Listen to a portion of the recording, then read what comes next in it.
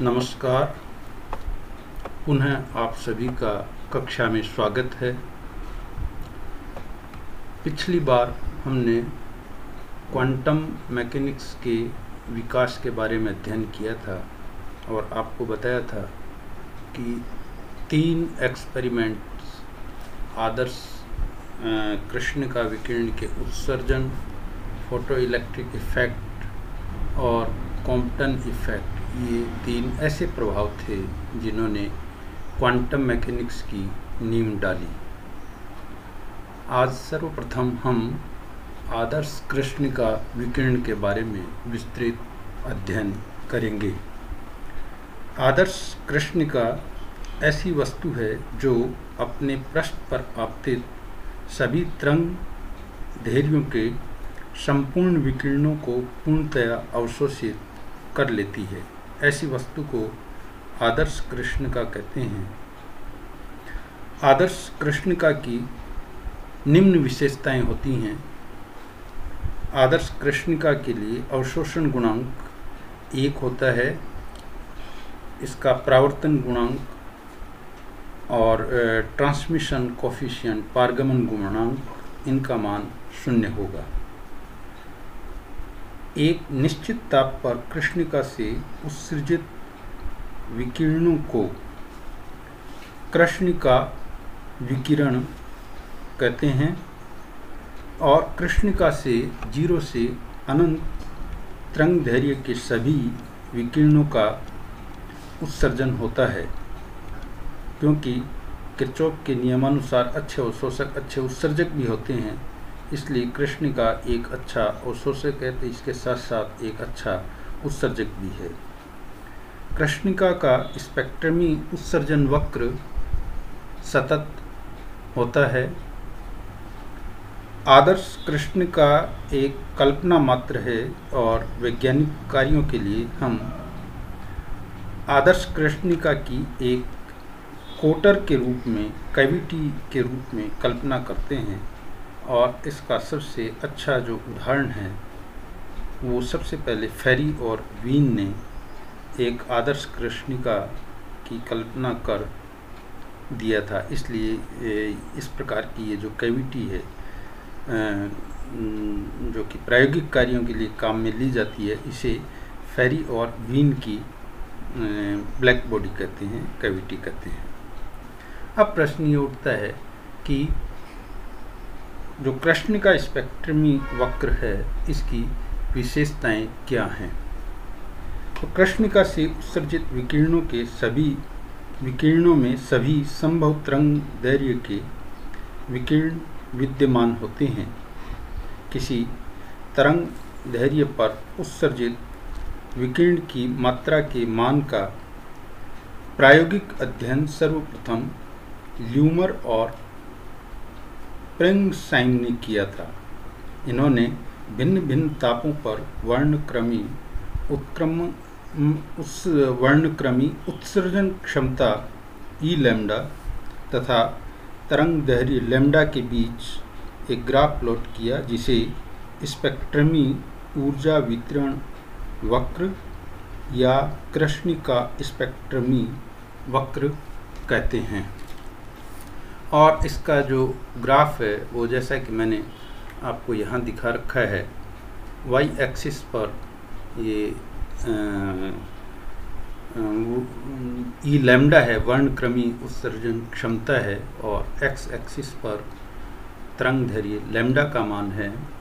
भिन्न भिन्न तापों पर, और अगर ये कृष्णिका से उत्सर्जित विकिरणों का स्पेक्ट्रम प्लॉट किया जाए तो जैसा कि आप ग्राफ में देख रहे हैं, ये जो प्लॉट है ये T1 टेम्परेचर के संगत है, ये जो प्लॉट है ये T2 टेम्परेचर के संगत है।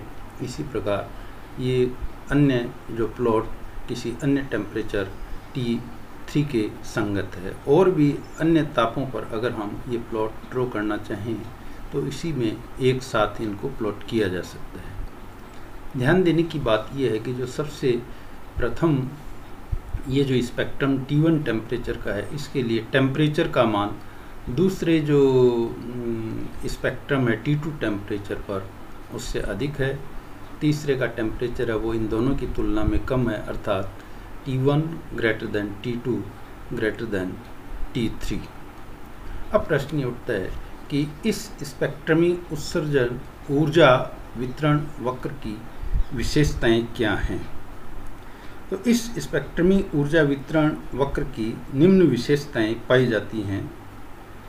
नंबर 1, स्पेक्ट्रमी ऊर्जा वितरण वक्र सतत होता है तथा प्रत्येक ताप पर इसमें 0 से अनंत तरंग दैर्घ्य के लैम्डा के सभी विकिरण उत्सर्जित होते हैं। लेकिन भिन्न भिन्न तरंग दैर्घ्य के विकिरणों की मात्रा भिन्न भिन्न होती है।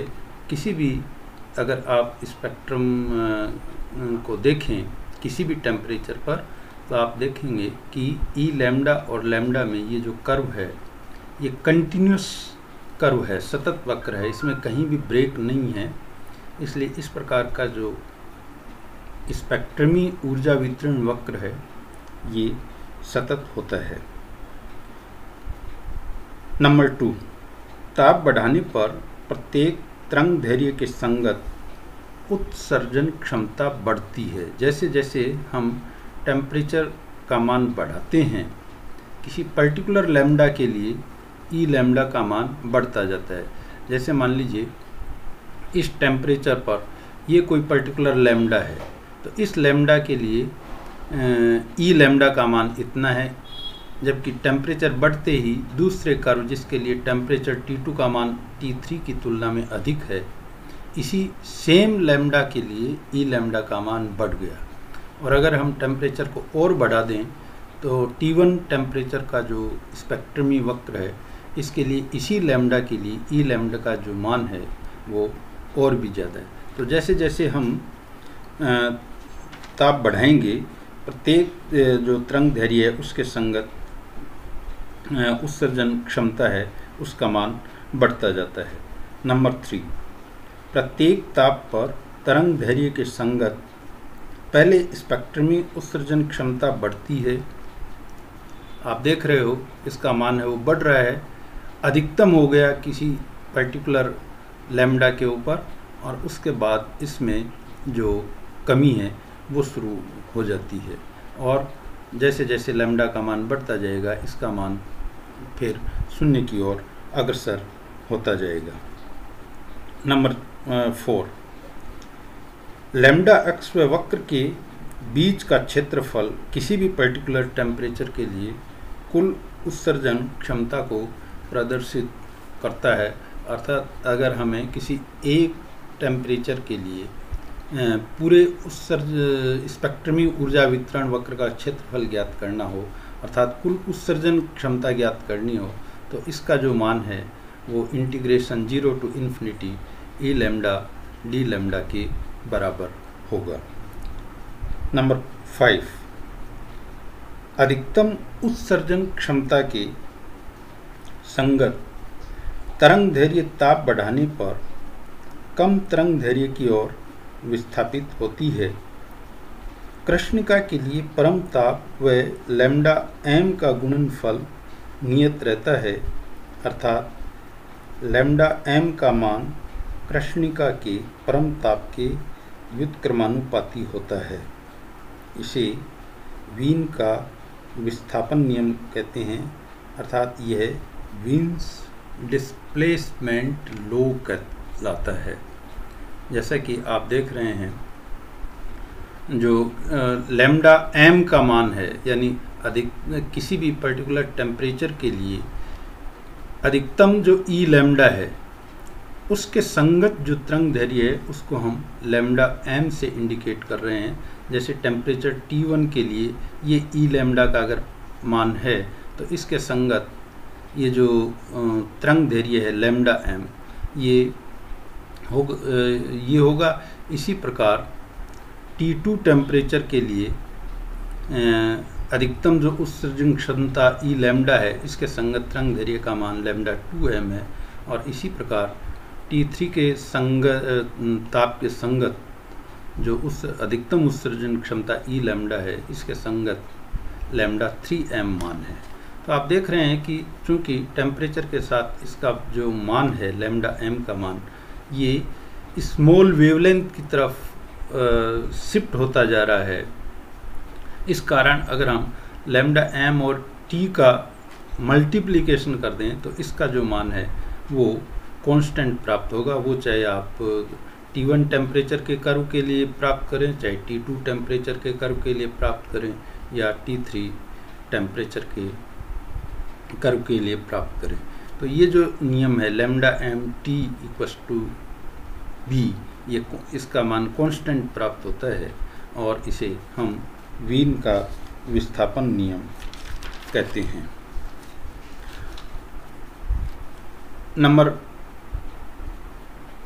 नेक्स्ट नंबर, अधिकतम उत्सर्जन क्षमता ई लैम्डा m ये परम ताप के पंचम घात T5 के समानुपाती होती है।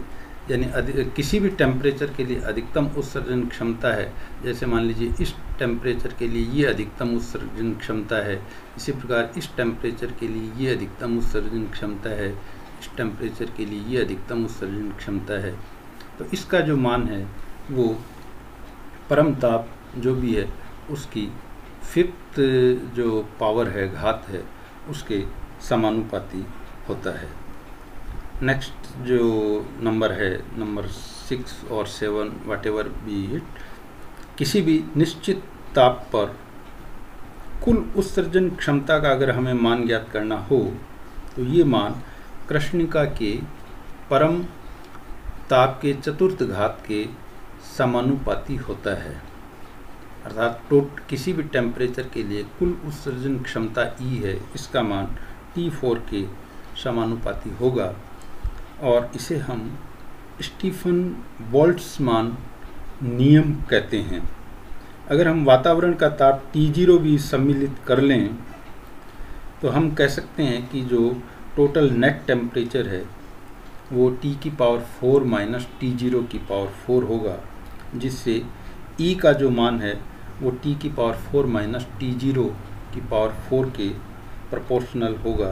तो इस स्थिति में यानी वातावरण के ताप T0 को विचाराधीन लेने पर जो कुल उत्सर्जन क्षमता है वो E ये T4 माइनस T04 T0 की पावर 4 के समानुपाती होगी, जो कि स्टीफन बोल्ट्जमैन का नियम कहलाती है।